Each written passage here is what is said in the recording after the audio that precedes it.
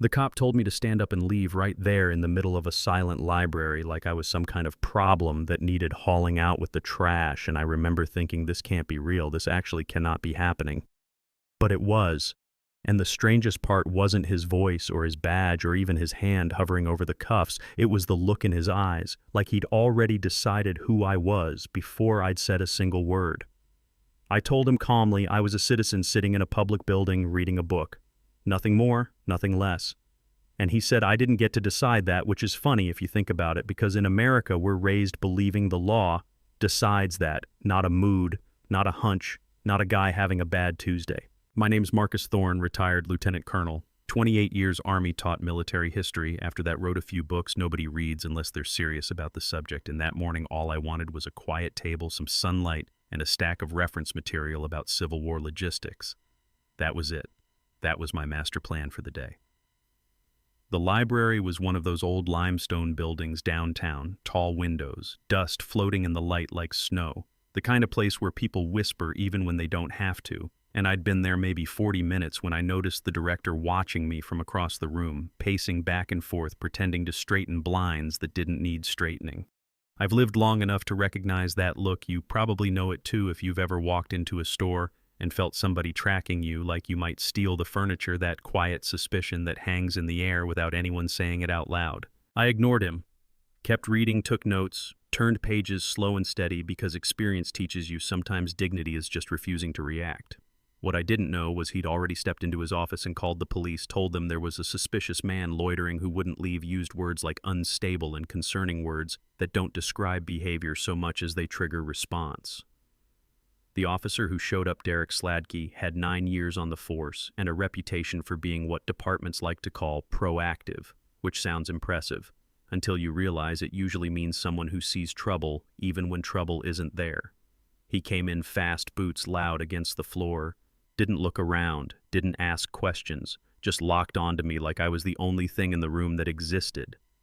He stopped at my table and said, "You need to leave now. Not hello, not sir.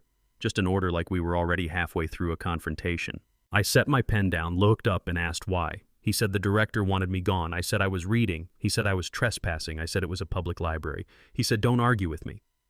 Now here's the thing about command presence. Real command presence, it doesn't shout, it doesn't puff up, it doesn't threaten, it speaks once and people listen. And I'd spent decades around leaders who understood that. So when I spoke back, I didn't raise my voice. I just said, "Officer, I have identification if you'd like to see it." He didn't even glance at my pocket, said he didn't need to see anything. You ever watch someone make a decision that you know is about to ruin their day, maybe their year, maybe their life, and you want to stop them, but you can't because they're too convinced they're right? That's what it felt like. He stepped closer, close enough I could smell coffee on his breath, and said, "Stand up or I'll make you stand up." I told him quietly, "You're making a mistake." He didn't like that. People like him never like that. He grabbed my arm, the left one, the one with shrapnel damage in the hip joint, and pain shot through me so sharp it felt like lightning under the skin. But I didn't fight, didn't pull away, just went still, because resisting is what they expect, and calm is what they don't know how to process. A woman behind him said, "Hey," he wasn't doing anything.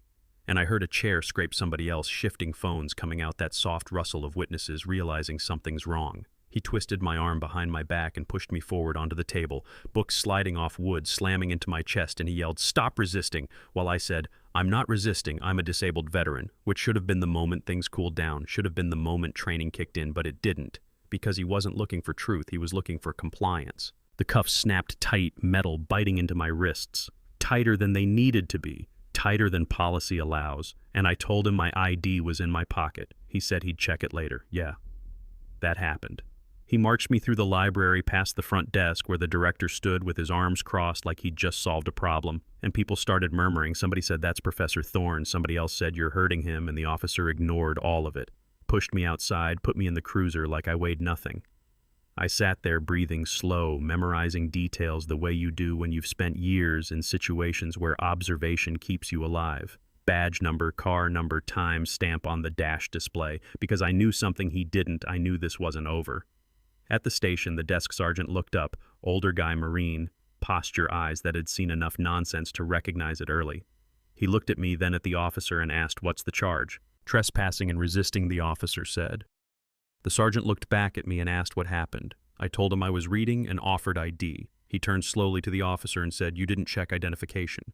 The officer shrugged like it didn't matter. The sergeant's jaw tightened just a little and he said, "Uncuff him." The officer hesitated. The sergeant didn't raise his voice, didn't threaten, just repeated, "Uncuff him," and you could feel the authority in it, the real kind. The cuffs came off. My wrists were red-skin indented. I reached into my jacket, took out my wallet, set 2 cards on the counter. He picked up the military ID first, read the rank, looked at my face again. And I watched the realization land. He said, quietly, "Do you know who this is?" And the officer said, "Some guy from the library." The sergeant said, "This is Lieutenant Colonel Marcus Thorne, Silver Star recipient." You ever hear a room go silent, even though nobody said anything? That's what it sounded like. The officer's expression changed like somebody flipped a switch behind his eyes. I told the sergeant I'd like medical attention for my hip and I'd like to call my lawyer. He nodded once and picked up the phone, told the captain he needed to come down immediately because there'd been a serious mistake. Now here's where the story turns not slowly but all at once, like a storm breaking open. One of the witnesses had uploaded her video before I'd even left the station parking lot. By evening it had a couple million views. By morning it was everywhere. News anchors talking about excessive force, commentators talking about bias, people freezing frames showing the empty library, the calm man, the aggressive cop, the contrast so obvious it didn't need narration. The city dropped the charges before noon. Press conference apologies, investigation announced. But apologies don't rewind pain, and they don't erase humiliation, and I wasn't interested in a statement written by a committee. I called an attorney. We filed in federal court. Unlawful arrest, excessive force, civil rights violations, discrimination based on disability. Evidence stacked up, fast body cam audio, dash cam footage, witness videos. And the worst part for them was how consistent it all was, every angle telling the same story, nobody contradicting the timeline.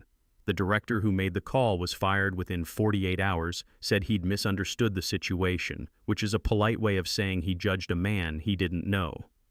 The officer lasted 3 weeks before the department terminated him for cause, and when reporters dug into his record, those prior complaints surfaced a pattern nobody had stopped until it was too late. He took a plea to avoid jail, lost his certification badge, gone for good.